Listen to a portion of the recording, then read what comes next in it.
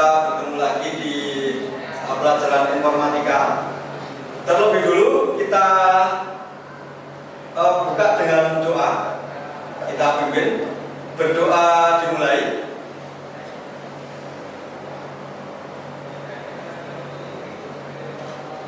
Berdoa cukup. Saya presensi dulu semua siswa yang hadir.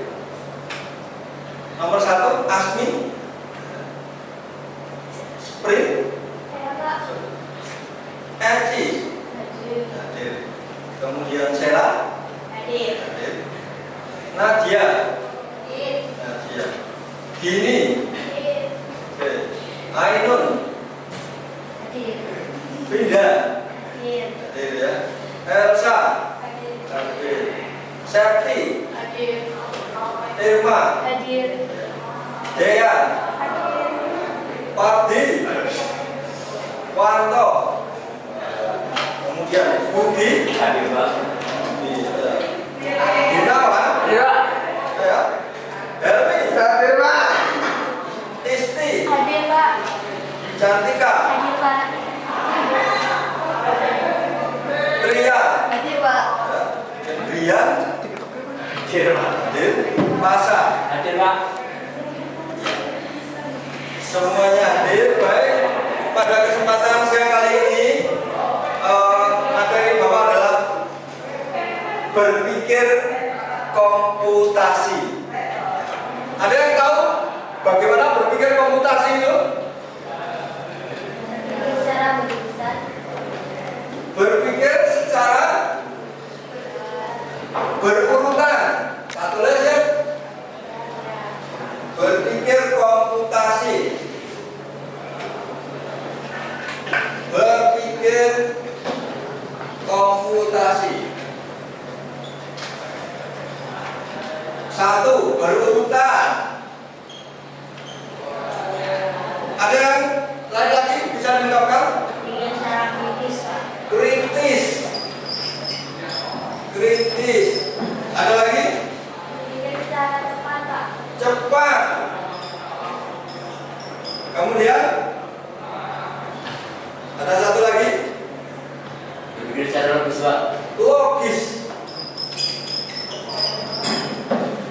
Berpikir komputasi adalah menurut belajar adalah berurutan, kritis, cepat dan logis, terwakili.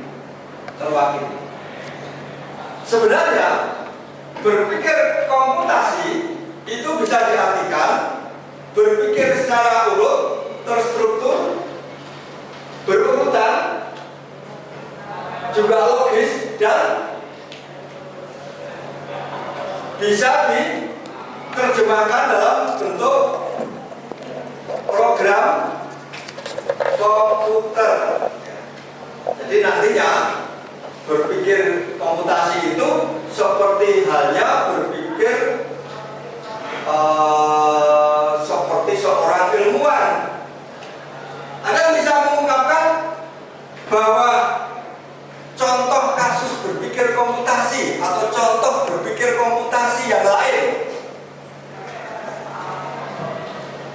Anda bisa sebut atau diungkapkan? Saya tunjuk jari. Ya. Memasak nasi goreng. Oke, bagus. Memasak nasi goreng. Jangan diketawain dulu ini. Nanti bisa dikategorikan berpikir komputasi. Kemudian apa lagi? Membuat kopi. Makanan dan minuman. Kopi. Apa lagi? Kalau kejadian alam apa? Proses. Ya, bisa dengar ya kalian ya. Proses terjadinya hujan yang dikemukakan oleh teman Anda bisa dikatakan berpikir komputasi. Ketika nanti memenuhi kaidah-kaidah berpikir komputasi.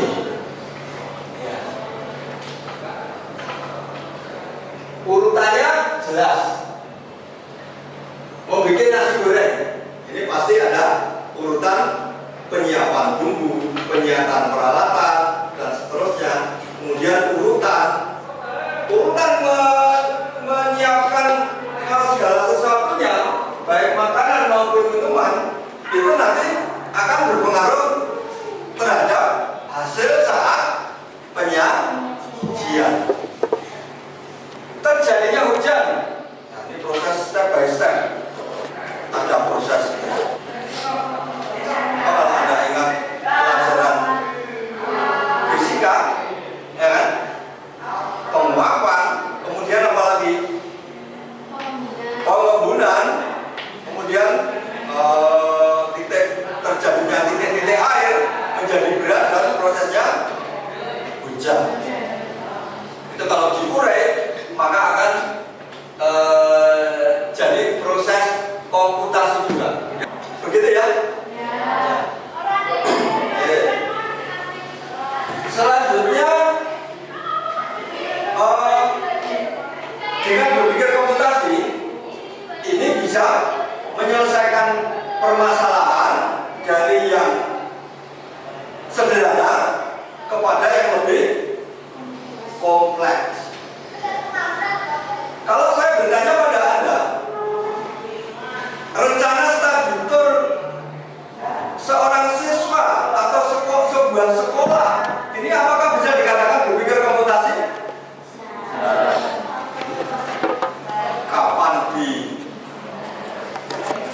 Kapan laksanakan studi tur itu, penjadwalan dan seterusnya, gitu ya. Ada juga urutan rangkaian makanan dan minuman seperti tadi.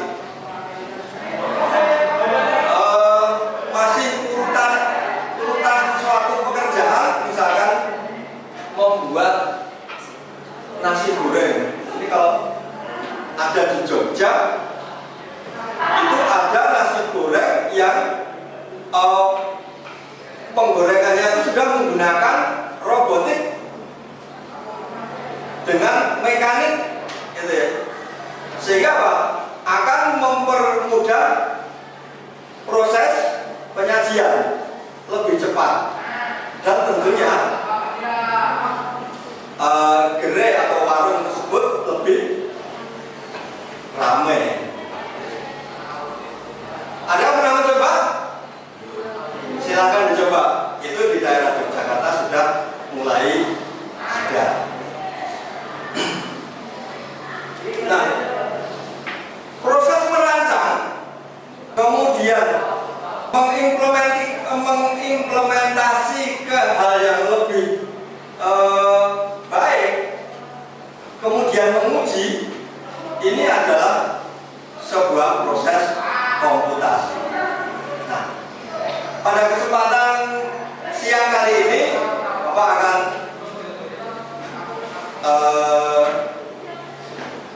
berikan tugas sedikit tentang proses berpikir komputasi dengan pencarian bilangan, ya, pencarian bilangan. Nanti akan saya bagikan sebuah lembar kerja pada masing-masing kelompok. Nah, pencarian sebuah angka nanti dibagi dua saja. Ada yang membuat tentang bilangan pencarian bilangan bulat, kemudian ada yang melakukan pencarian bilangan ganjil. Tentunya satu kelompok adalah bertugas sebagai pemilik angka, satu kelompok lagi bertugas sebagai penebak angka. Ya. Kemudian siapkan beberapa pertanyaan. Jika tebakan ini benar, maka angka rahasia ditemukan. Jika tebakan ini salah, maka angka belum ditemukan dan harus dicari lagi atau ditanyakan lagi supaya mendapatkan angka yang benar. Kita bagikan saja satu persatu. Ganjil. Ya.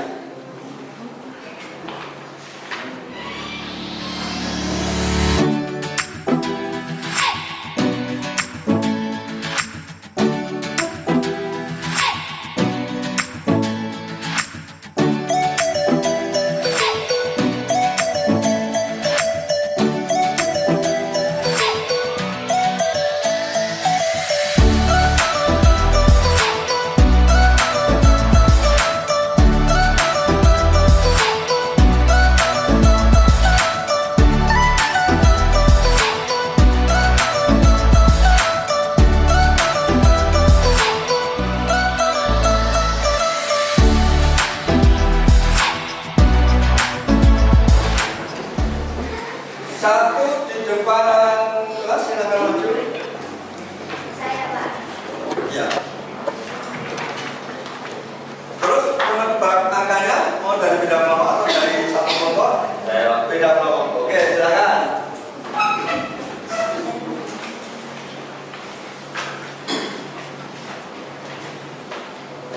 Saya izin memperkenalkan diri. Saya Naomi Pak. Saya Hansela Gadis. Di sini kami sebagai pemilik angka. Angka yang kami pilih adalah angka ganjil.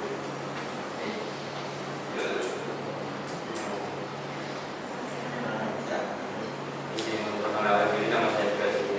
Terus, Izin memperkenalkan diri, nama saya Budi Yones Regan. ya, Nama saya Gunawan bin Bindrato. ya, Dari sini kami sebagai penebak angka. ya. Baik, angka kami dari angka 50 sampai 100.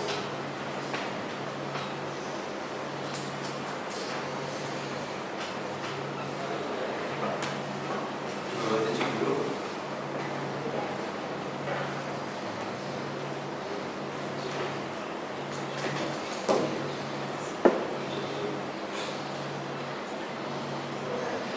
Yang keras.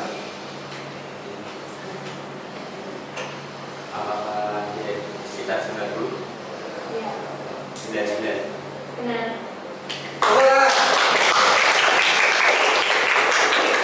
Jadi dari 3 pertanyaan langsung terjawab ya, langsung terjawab. Silakan kembali ke tempat duduk. Terima kasih, Pak. Nah, satu bilangan terwakili, masih ada lagi satu bilangan lagi dari kelompok kebalikannya atau dari kelompok yang putri. Ya, silakan maju.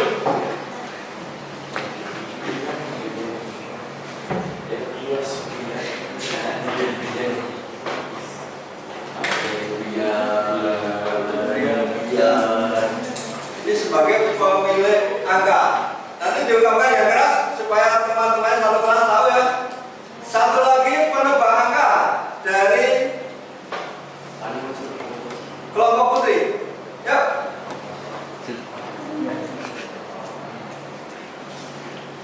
Satu. Satu kelompok 2 orang. Ya.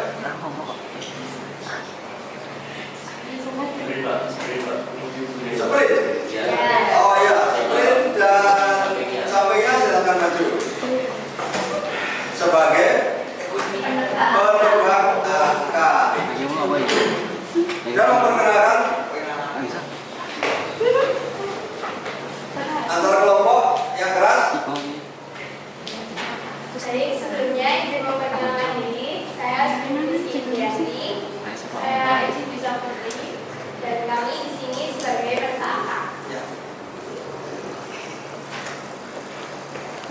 Saya di sini sebagai Jiran. Saya Paksa. Dan kami sebagai pemberi angka. Oke. Angka ini di atas 10 dan di bawah 60.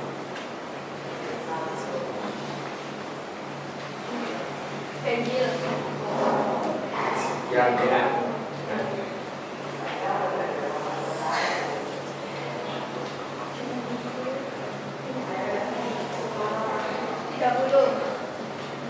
Bukan. Di bawah 30. Di atas 10 dan di bawah 60.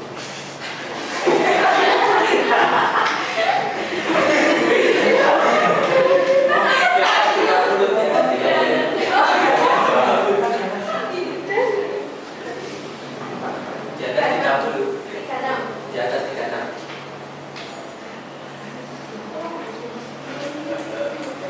40 sampai 50. Ya, ya. 42. Di atas 42, di bawah 50. 48. Ya, benar.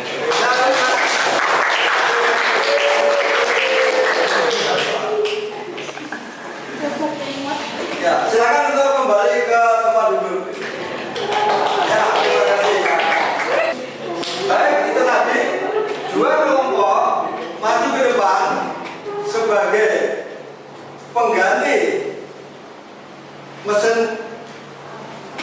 komputasi, ya, sebagai komputer. Yang satu lagi sebagai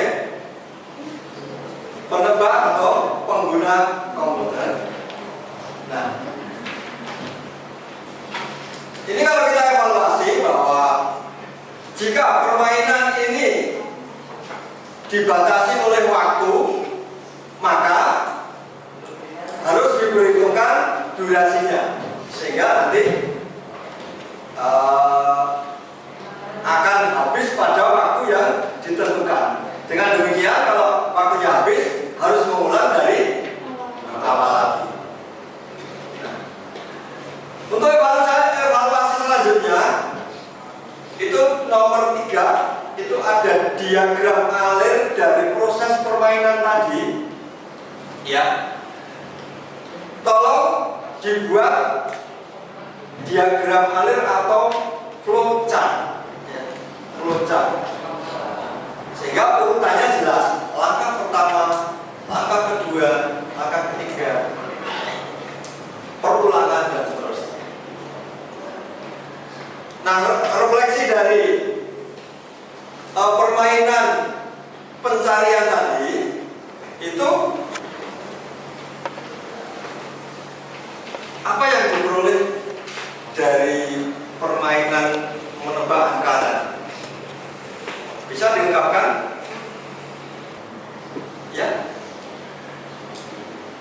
permainan menjadi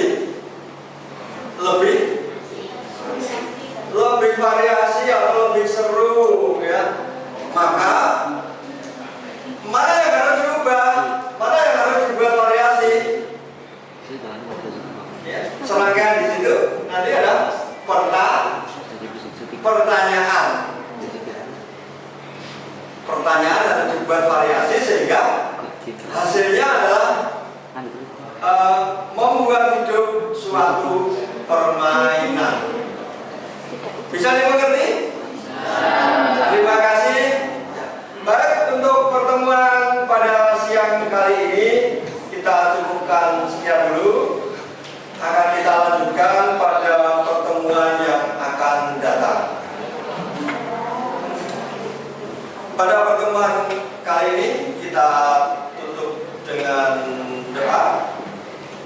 Bapak pimpin berdoa